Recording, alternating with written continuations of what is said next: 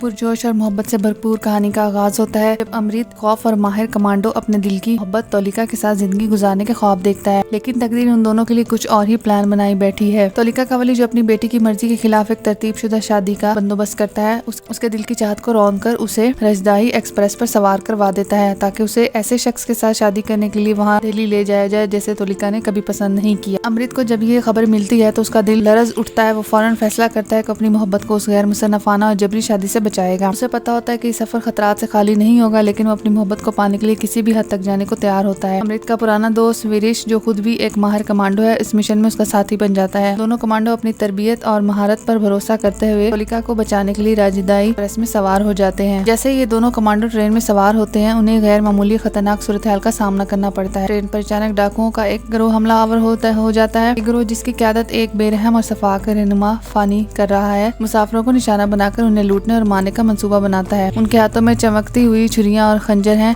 और वो बेदरीक मुसाफिरों पर हमला कर रहे हैं। अमृत और वीरेश फौरन हालात को भांप लेते हैं। उन दोनों को अंदाजा हो जाता है कि उनके मिशन में एक और बड़ी रुकावट सामने आ चुकी है। ट्रेन का हर डब्बा खतरे में है और मासूम लोग उन वहशी डाकुओं के हाथों से बचने की कोशिश कर रहे हों। अमृत अपनी तरबियत और काबिलियत के सारे अपने दोस्त वीरेश के साथ मिलकर उन डाकुओं का सामना करने का फैसला करता है। उनके लिए सिर्फ एक ट्रेन बचाने का मामला नहीं बल्कि तौलिका तक पहुँचने और उसे बचाने का रास्ता है। अमृत और विजय हर डब्बे में उन डाकुओं का मुकाबला करते हैं। अमृत अपनी बेमिसाल महारत से दुश्मनों को एक एक करके खत्म करता जाता है। हर बार हर हमला उसकी तरबियत और अज़म का सबूत होता है। उसके हर वार में तौलिका की मोहब्बत शामिल होती है और उसका एक ही मकसद होता है कि वो जल्द अज जल्द तौलिका तक पहुंचे और उससे जबरदस्ती शादी से बचाए। डाकुओं का सरदार फानी बहुत चालाक और बेरहम होता है। वो अमृत के हुनर को देखकर हैरान रह जाता है, लेकिन हार मानने को तैयार नहीं होता। फानी अपनी पूरी ताकत से अमृत को रोकने की कोशिश करता है, लेकिन अमृत हर दफा उसकी चालों को नाकाम बना देता है। जैसे जैसे वक्त गुजरता है, ट्रेन का हर मुसाफिर अमृत की बहादुरी का गवाह बन जाता है।